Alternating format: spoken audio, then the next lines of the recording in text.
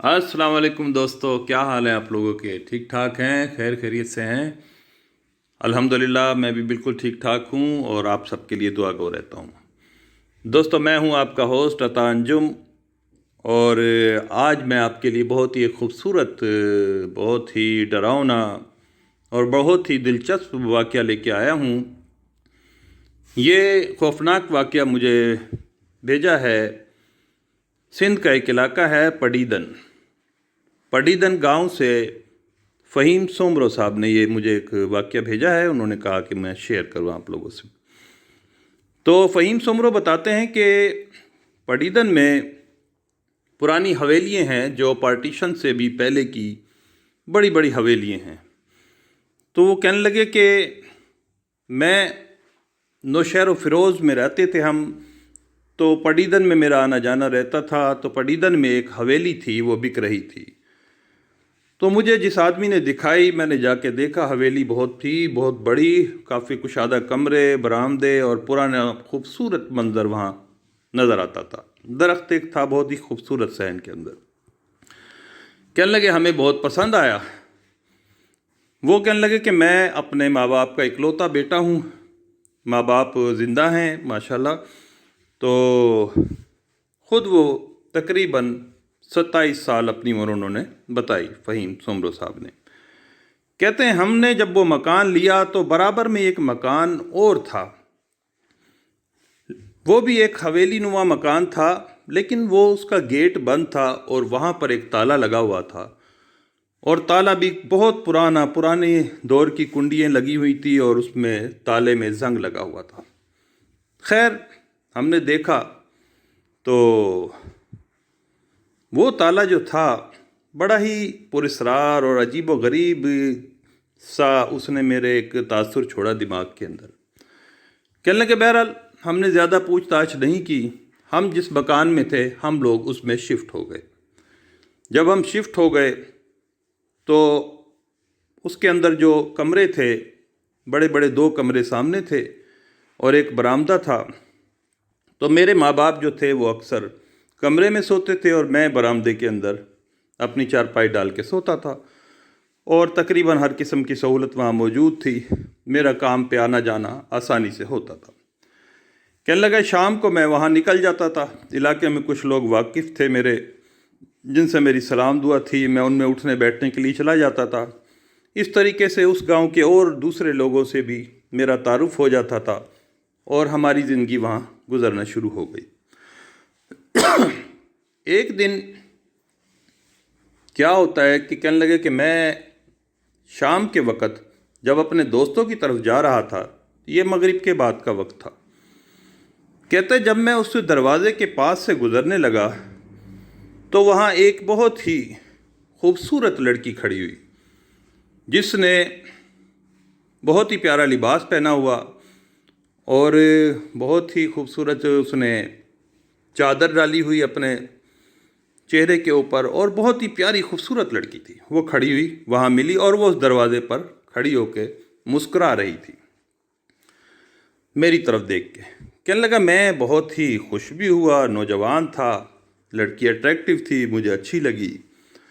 तो खैर कहने लगा मैं उसकी तरफ कुंद नज़रों से देखता हुआ गुजर गया, कोई बात नहीं कर सका। कहने लगा मैं घंटा 1.5 घंटा अपने दोस्तों में बैठा।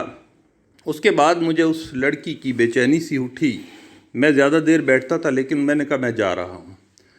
कहने लगा मैं अपने दोस्तों में से उठा और इसी तजस्सुस में कि काश वो दोबारा नज़र आ जाए। कहने लगा मैं चलता हुआ आया तो वो लड़की, इत्तफाक की बात है कि फिर मुझे वहीं उसी दरवाजे के पास खड़ी हुई नज़र आ गई। तो मैंने उसकी तरफ देखा, वो मेरी तरफ देख कर मुस्करा रही थी। तो मैंने थोड़ी सी हिम्मत करी, मैंने कहा आप लोग कौन हैं और इससे पहले तो आपको यहाँ नहीं देखा। उसने कहा हम ये जो मकान है ना बंद था, हम इसमें आ गए हैं। मेरे बाबा हैं और अम्मा हैं और कुछ बहन भाई हैं, वो इस घर के अंदर आ गए हैं, ये मकान हमने ले लिया है।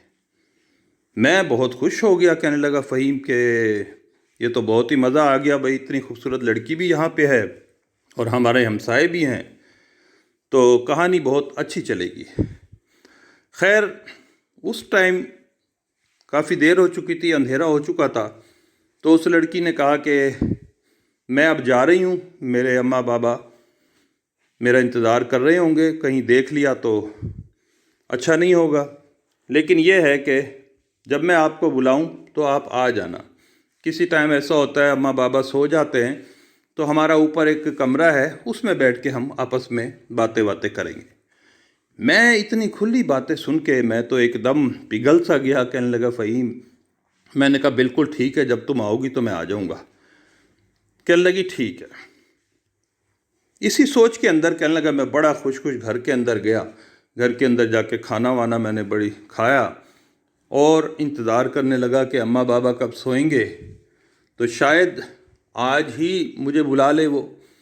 یہ کہہ کے کہنے لگا وہ گھر کے اندر اماں بابا کو دیکھ کے کھانا وانا کھلا کے ان کو کمرے کے اندر ان کی چارپائیاں بچھا دی، وہ جا کے پڑ گئے اور میں اپنے برآمدے میں پڑ گیا، کچھ سوتا سا کچھ جاگتا سا۔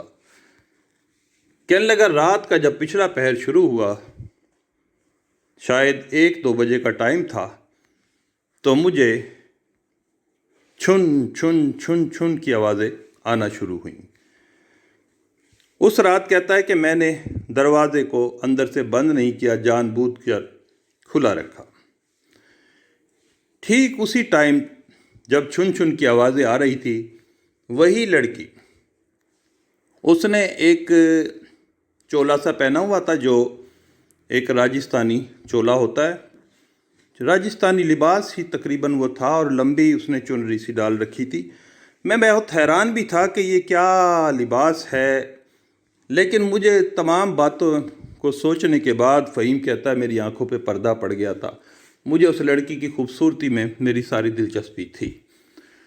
کہتا ہے وہ چھن چھن چھن چھن کرتی آ رہی تھی اور چھن چھن کرتی کرتی کرتی میرے پاس آ کے کھڑی ہو گئی۔ میں کیونکہ کچھ جاگ ہی رہا تھا، ایک دم میں کھڑا ہو گیا اور میں نے اسے دیکھا اور میں حیران بھی ہوا، لیکن کیونکہ میں اس سے پہلے بات کر چکا تھا اس لیے پریشان زیادہ نہیں ہوا۔ اس نے مجھ سے کہا کہ ایسا کرو تم میرے ساتھ چلو، اماں بابا جو ہیں وہ بہن بھائی سب سو رہے ہیں، تو ہمارا اوپر والا جو کمرہ ہے وہاں پہ وہ خالی ہوتا ہے، وہاں ہم بیٹھ کے بہت ساری باتیں کریں گے۔ تو میں بالکل انجان بن کے ہر چیز کو بھول کے کہ یہ کون ہے، کیوں لے کے جا رہی ہے، یہ ساری باتوں پہ میری آنکھوں میں پردہ پڑ گیا تھا۔ کہنے لگا میں اس کے ساتھ جلدی سے اٹھا اور چپ کر کے اس کے پیچھے پیچھے چلنا شروع ہو گیا۔ اس پائل کی جو آواز ہے وہ مسلسل آ رہی تھی، چھن چھن چھن چھن کر کے، بہت ہی پیاری آواز تھی۔ دروازہ کھولا اور جو برابر والا مکان تھا جس کے اندر زنگ دار تالا لگا ہوا تھا، میں نے دیکھا وہ دروازہ کھلا ہوا تھا۔ خیر اس کے پیچھے پیچھے میں اندر داخل ہو گیا۔ 14ویں کا چاند تھا اس رات، مکمل روشنی تھی، چاند اپنی پوری آب و تاب سے چمک رہا تھا۔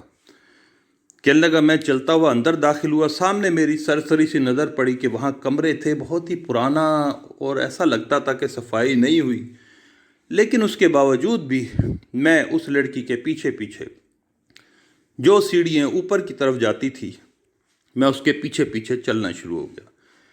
چھن چھن چھن چھن کی آوازیں باقاعدہ آ رہی تھی اور میں بڑا خوش ہو رہا تھا کہ یار یہ تو بہت ہی اچھے ہمسائے ہیں، اس طریقے سے مجھے اچھی بھی لگ گئی، مجھے بھی اس نے پسند کر لیا اور مجھے لے کے بھی آ گئی۔ کہنے لگا میں سیڑھیاں چڑھتا چڑھتا اوپر اس کے پیچھے پیچھے گیا، وہ چلتی جاتی تھی اور پیچھے مڑ کے دیکھتی جاتی تھی اور بہت ہی خوبصورت اسمائل، بہت ہی خوبصورت مسکراہٹ دیتی تھی۔ خیر جب میں کمروں سے کچھ دور رہ گیا تو وہ کیونکہ میرے سے تقریباً 10 فٹ آگے چل رہی تھی تقریباً، تو ایک کمرہ تھا، اس نے اس کمرے کو جا کے کھولا اور کمرے کے اندر چلی گئی اور مجھے اشارہ دیا کہ تم آ جاؤ۔ جیسے ہی وہ کمرے میں گئی تقریباً چند لمحوں کے اندر میں بھی اس کمرے میں داخل ہوا۔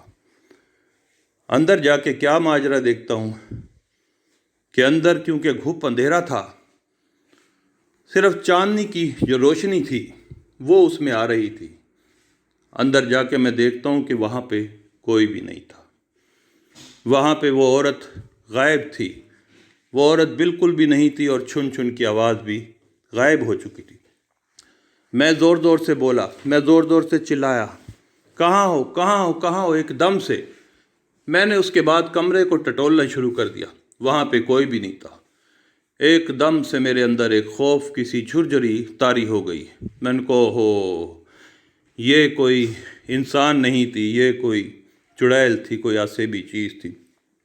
یہ سوچتے ہی میرے پسینے چھوٹنا شروع ہو گئے، میرے اندر گھبراہٹ کی سی کیفیت شروع ہو گئی، اور میں اس گھبراہٹ کے اندر میری زوردار چیخ بھی پتہ نہیں کسی ٹائم نکلی۔ میں وہاں سے بھاگا جناب، سیڑھیوں سے اترا تیزی سے، بیچ میں سیڑھیوں کے اندر گر بھی پڑا، اور الٹی پلٹی کھاتا ہوا میں نیچے کی طرف آیا۔ اس کے بعد میں دروازے کی طرف بھاگا جس دروازے سے ہم داخل ہوئے تھے۔ کہتا ہے میں دروازے کو کھولوں تو دروازہ نہ کھلے، زور زور سے اسے کھینچوں تو، کیونکہ دروازے میں باہر تالا لگا ہوا تھا، اور وہ سب ایک نظر کا دھوکہ تھا جو مجھے وہ دروازہ کھول کے ساتھ لے آئی تھی۔ تو کہتا ہے کہ میں ٹوٹی پھوٹی دیواریں تھی، میں نے گھبراہٹ کے اندر جلدی اوپر سے چڑھا، کچھ اینٹیں گری، میں جیسے تیسے دیوار کو چڑھ کے کودا گلی کے اندر، اور کود کے گھر کے اندر بھاگا تیزی سے۔ جب میں ایک دم سے گھر میں داخل ہو رہا تھا، جو دروازہ کھلا چھوڑ گیا تھا، اس پہ زور سے میرا گھٹنا لگا اور دھاڑ کر کے آواز آئی۔ اس آواز سے ایک دم میرے ماں باپ بھی اٹھ گئے اور وہ بھاگے اس طرف، کون ہے کون ہے کون ہے؟ تب میں نے کہا کہ میں ہوں، اور میں ہوں کہہ کے میں جا کے چرپائی کے اوپر گر پڑا، اور میرے اندر کپ کپی سی شروع ہو گئی۔ تب میری ماں نے مجھے سنبھالا اور باپ نے مجھے سنبھالا، اور کافی دیر بعد میرے حواس جب قائم ہوئے، تب میں نے ان کو، ماں باپ کو، اپنا یہ ماجرا بتایا۔ تو انہوں نے بتایا کہ بیٹا کبھی ایسے کسی کے پیچھے نہیں جاتے، تمہیں نہیں معلوم کہ وہ کون تھا۔ پھر جب صبح ہوئی تو دروازے کو دیکھا گیا تو وہ زنگ دار تالا ویسے ہی لگا ہوا تھا۔ جب یہ بات ہم نے وہاں کے کچھ لوگوں سے کری تو انہوں نے کہا کہ بھائی اس گھر کو تو بند ہوئے کئی سال گزر چکے ہیں، اس کے کوئی مالک تھے، وہ اس گاؤں کو چھوڑ کے چلے گئے، انہوں نے اسے بیچا بھی نہیں، اور یہ ان کی جائیداد ویسے کے ویسے ہی ہے۔ وہ یقیناً کوئی چڑیل تھی اس کے اندر، جو چھن چھن کر کے آئی تھی اور تمہیں بہکا کے اس گھر کے اندر لے گئی تھی۔ شکر کرو کہ تمہارے ساتھ وہاں کچھ غلط نہیں ہوا، تم بچ کر آ گئے، اور آئندہ اس چیز کا احتیاط رکھنا۔ تو دوستو، یہ واقعہ تھا فہیم سومرو صاحب کا، بہت ہی دلچسپ واقعہ تھا، اور ہم لوگوں کو واقعی میں اس سے ایک سبق ملتا ہے کہ کسی بھی انجان سے ایک دم سے اتنا فری نہیں ہو جانا چاہیے، کسی انجان کو اتنا بیوقوف نہیں سمجھ لینا چاہیے کہ وہ ایک ہی ملاقات میں آپ کو ہر حد پار کرنے کا تیار کر لے۔ تو دوستو، امید ہے آپ لوگوں کو یہ کہانی پسند آئے گی۔ اگر پسند آئے تو پلیز لائک کیا کریں، اپنے دوستوں تک شیئر کریں تاکہ دوستوں کو بھی پتہ لگے ان کہانیوں کا، اور سبسکرائب یار ضرور کر لیا کریں، اس سے مجھے حوصلہ ملتا ہے۔ تو اگلی کہانی تک کے لیے انجم عطا کو اجازت دیں، انشاءاللہ نیکسٹ ویڈیو میں آپ سے ملاقات ہوتی ہے۔ اللہ